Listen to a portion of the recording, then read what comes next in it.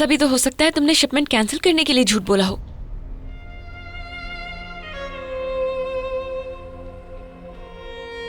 इसे देखो। क्या है? मैंने कहा देखो।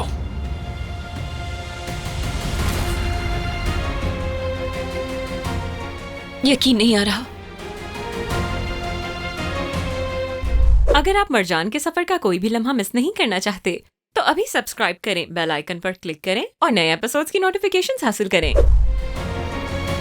मैं फजूल बातें नहीं करता।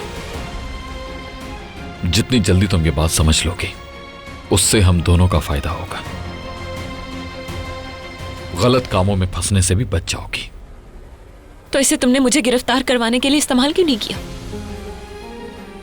कॉन्ट्रैक्ट पर सिग्नेचर्स मेरे हैं। तुम इतने रहम दिल तो बिल्कुल भी नहीं हो। फिर क्यों?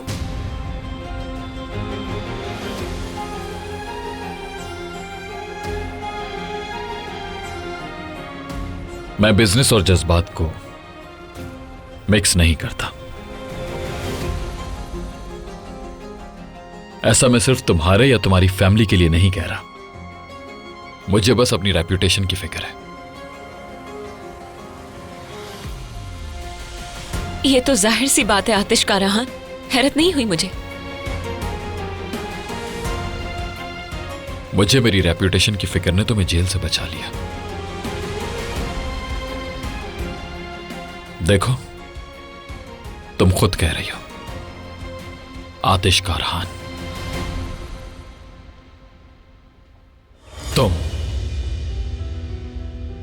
आज के बाद से कंपनी के अंदर या बाहर कुछ भी मुझे बगैर बताए नहीं करोगी, समझ गई तुम? तो फिर कर क्या लोगे तुम? मुझे कमरे में बंद कर दोगे? तो कर दो, मैं कोई ना कोई रास्ता निकाल लूंगी। या फिर तुम भी मुझे जला दोगे। मैं पहले भी जल चुकी हूं, एक बार फिर से ये तकलीफ सह लूंगी। मगर मुझे तुम्हारा ये रवैया इससे ज्यादा तकलीफ देता है।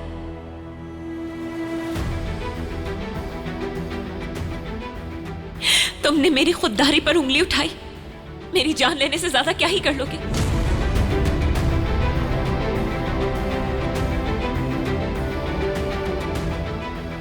मारना चाहते हो ना? मुझे मार डालो, मारो, शायद तुम्हें सुकून मिल जाए।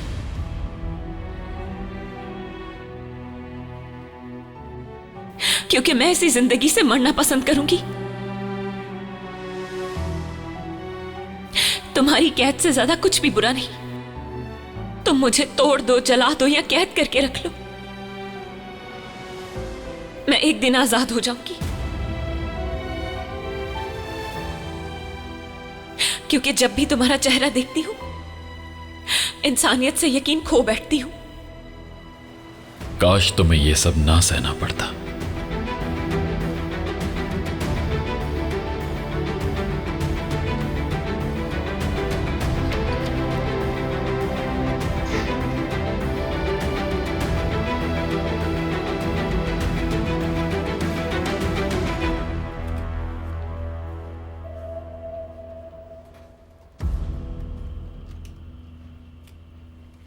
फोन उठाओ मेरा धोखेबाज, खुदा गारत करे।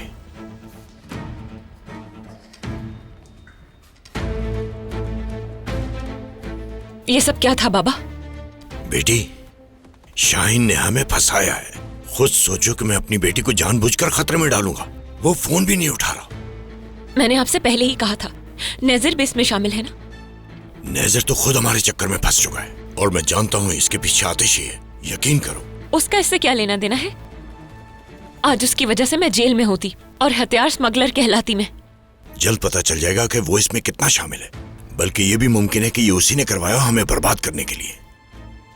देखो बेटी, भरोसा रखो मुझ पर। मैं वादा करता हूँ मैं सब कुछ ठीक कर दूंगा, देखना।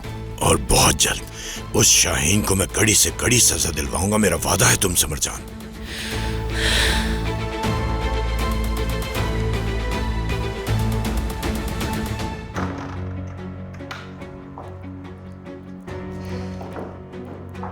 समझती क्या हो अपने आप को जो अपने शौहर की नाफरमानी करके भाग गई? हाँ, हाथ छोड़ दीजिए मेरा।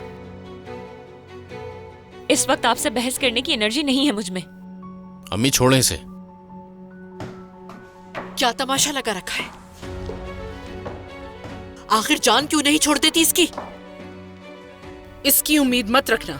जो इसने किया है उसका हिसाब तो देना ही होगा इसे।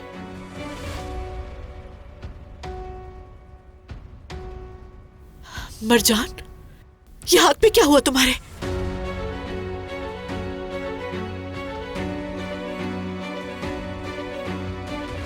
कुछ भी नहीं हुआ है, चलिए चलते हैं यहाँ से। तुम कहीं नहीं जा रही। इसने कुछ नहीं किया। ये बेकसूर है।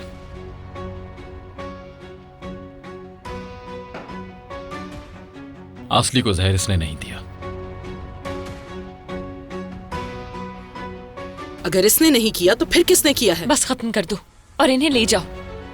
बाबा आप भी चलिए यहाँ से। मैंने पूछा किसने किया है? चलो।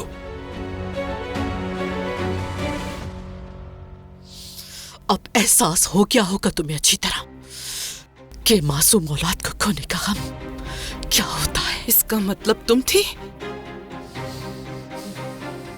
तो सिर्फ अपना जुर्म छुपाने के लिए इतना शोर मचाया। छोड़ो एक दूसरे को। छोड़ो जब। यहां कोई हंगामा नहीं करेगा। मुज़य्यन अम्मा, मुझे देखने दीजिए। बस रहने दो आतिश। आपके अकाउंट्स फ्रीज किए जा चुके हैं। कंपनी से मिलने वाली मंथली पेमेंट्स भी बंद कर दी हैं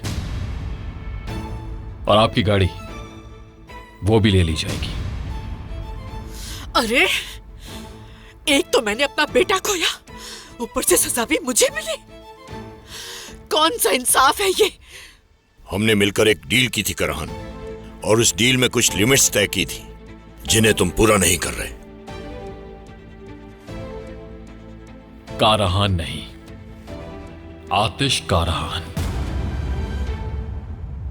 और आपकी बेटी का शौहर, आपका दामाद।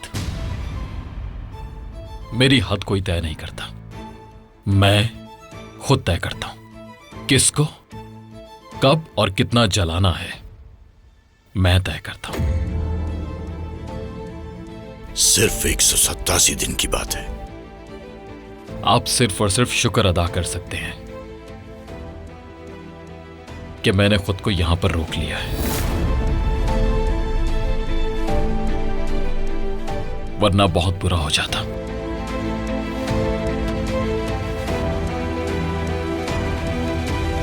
चलो मेरे साथ।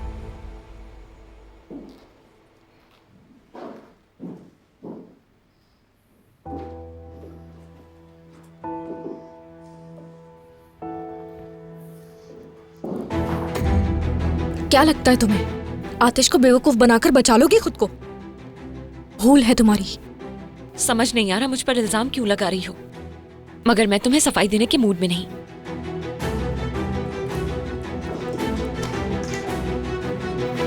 मैंने झूठ बोला था। अगर आतिश ने पूछा तो मैं क्या कहूंगी? आतिश के सफर को जानने के लिए फौरन चैनल को सब्सक्राइब कीजिए और बेल पर क्लिक करें ताकि आपको फौरन से हमारी न्यू एपिसोड्स की नोटिफिकेशंस मिल सकें।